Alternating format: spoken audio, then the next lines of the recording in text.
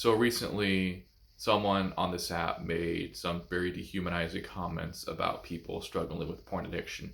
Now, I'm not tagging that person, and this isn't a video to correct them because other brothers and sisters in Christ have already done it.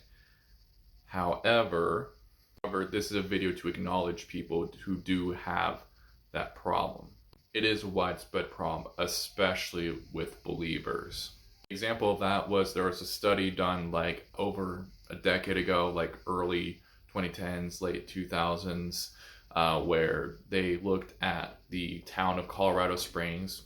I guess that kind of exposed my background that I used to live in Colorado. And Colorado Springs is this like very religious town, and like from the people they had on the survey, like 75% of them were porn addicts, and some of those people on that survey were pastors. And I think it's gone worse over time because, like, if you're Gen Z, there's like a 90 to 95% chance that you've been exposed to porn at some point, whether willingly or unwillingly. And a lot of those desires are born by seeking love. But all we've seen is a very terrible blueprint of it. We don't have the blueprint for long and impactful relationships, but what we do have is celebrities who get divorced after 2 or 3 years. Some of these people have more spouses than do movies or albums, and that's not even getting into the fact of the other factor of a lot of people, which is their upbringing and whatever transpired in their household. So a lot of what we're taught about relationships, it comes from porn.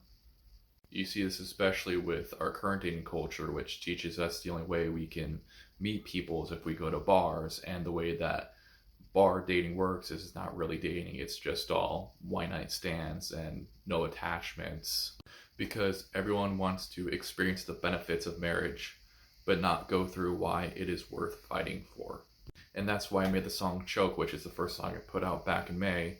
And the song is about porn addiction, but however it's written in a way to where it could really apply to any addiction, and why it is portrayed as a relationship where you're just giving everything you have to it, and when you're feeding it, you're thinking it loves you, but it's actually just leeching off of you. Just like how a lot of these relationship gurus teach the only way to be in a relationship and to fulfill that need for love is to be manipulative. And everything I'm saying, not only about addiction, but also the problems with relationships, applies to both males and females. And when you're struggling, that addiction is not going to help you. It's just going to watch you suffer. Just like when someone walks out of the relationship when you're struggling. And in my opinion, that's what makes the message of Choke so important. I think the first 2 steps to overcoming an addiction, especially porn addiction, is to acknowledge, 1, that you have an addiction, and 2, why you have the addiction.